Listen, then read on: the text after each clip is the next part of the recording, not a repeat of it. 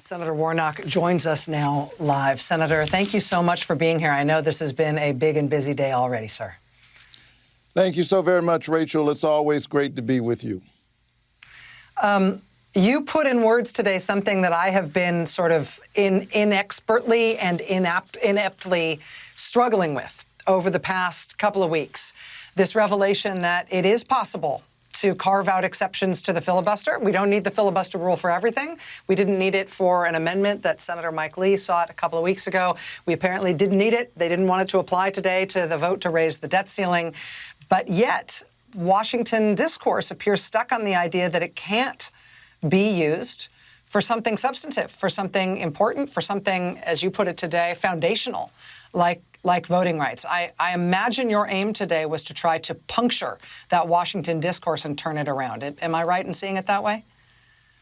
Well, like you, Rachel, I've been struggling with this issue and struggling deeply. And as I said to my colleagues and to the American people on the floor of the Senate, this was a weekend of anguish for me because we did just that last week. We changed the rule. And we changed the rule because we think that it was important to do in order to protect the economy. I agree with that. But if it's right to protect the economy, it's also right to protect the democracy. And it's a contradiction. It is sheer hypocrisy to say otherwise. To change the rule in order to raise the debt ceiling while the ceiling of our democracy is crashing in all around us.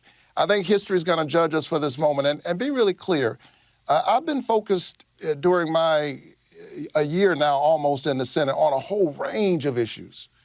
I've been focused on getting Medicaid expansion, for example, in Georgia, where we have 646,000 Georgians, 4.4 million Americans in the coverage gap. I've been focused on child care, on expanding the child tax credit, on jobs, infrastructure. All of these things are important. But even as we push forward infrastructure, we've got to deal with the infrastructure of our democracy. And that's the question confronting us right now. And the issue for Democrats is, what are you going to do? Sadly, our Republican counterparts have already made their decision. I'm not about to let them off the hook. If they are the party of Lincoln, then they ought to stand up for liberty. And I'll continue to make that case. But we just can't afford to wait. Given all that's going on, voter suppression bills introduced in some 49 states, dozens of provisions to subvert the will of the people. Our democracy is in a 911 state of emergency. We must put the fire out. That means we've got to pass the Freedom to Vote Act. And we must build a fire station to handle future fires. We have to pass the John Lewis Voting Rights Advancement Act. That's the most important work we can do this Congress. Senator, you said in your remarks today that you have spoken with your Democratic colleagues about this. And that point that you were making, that Republicans have plighted their troth on this and they shouldn't be let off the hook for that. They should be held to account for it. But when it comes to acting, it's never been more clear that it must be Democrats who act. Now that there have been these two exceptions made in the past couple of weeks on the filibuster rule, now, frankly, that the January 6th investigation has revealed so much terrible backstory in terms of how serious the plot was to overthrow the election and to pervert the administration of the election in 2020. Do you sense any movement, any shift among your Democratic colleagues to your way of thinking on this? We've been having some encouraging conversations. I've been talking to many of my colleagues, including Senator Manchin, and I've been talking to Leader Schumer, others throughout the weekend. And I'm going to continue to make the case because, again, I think this is the most important thing we can do this Congress. We make a terrible error of judgment if we behave as if these are ordinary times. These are no ordinary times.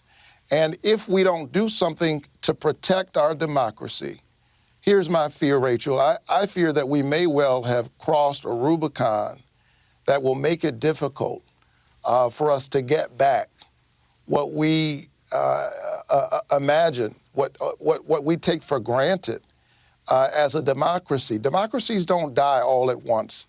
It's a little bit at a time. And anybody who's paying attention right now ought to be concerned. The good news is we have the power to act. We can do something about it. We proved it last week because, why? If we didn't act, the economy would be in crisis. And I thought seriously about voting against raising the debt ceiling, but I was thinking about the people back home. I was especially thinking about the most vulnerable members of our community who are not resilient, who would suffer a loss that perhaps is unimaginable if we didn't do the responsible thing. Well, I shudder to think what will happen to our democracy if we don't defend it.